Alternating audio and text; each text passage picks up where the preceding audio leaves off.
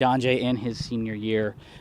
What sort of growth have you seen out of him the past couple of years, but really stepping up as a senior this year? I think that it's not just the growth we're talking about because he's always been a pretty mature, good student, leader on campus. But where we've really seen it is that the kids, knowing that he's a 2-year starter, they totally respect him.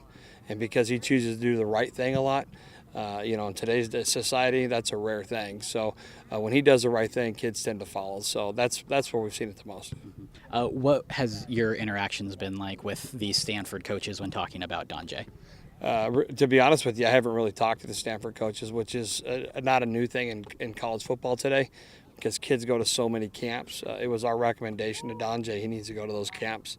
And he took that recommendation because he showed up some camps. We knew he could play. We're never going to lead a kid wrong on where he should or shouldn't go to camp.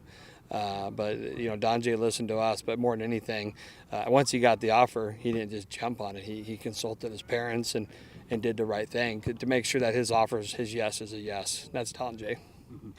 When you look at him and kind of the growth that he has had, I know we've talked about it a little bit, but in terms of kind of his size and where I know that they had talked about him playing a couple different positions, where do you see him playing at the college level? I see him playing at cornerback. I mean, I know he's been offered as running back in some schools, but we see him as a corner. I think that with his athleticism and everybody at that level's got speed, but his brain, how he can decipher what a defense is trying to do and how they're trying to run their routes, I think that's going to be a huge advantage for him playing at the Pac-12 level.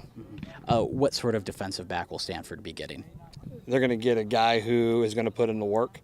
He's not a prima donna, grinder, somebody that you have to run off, and somebody that when he's a junior and senior will be one of the team leaders, if not a team captain.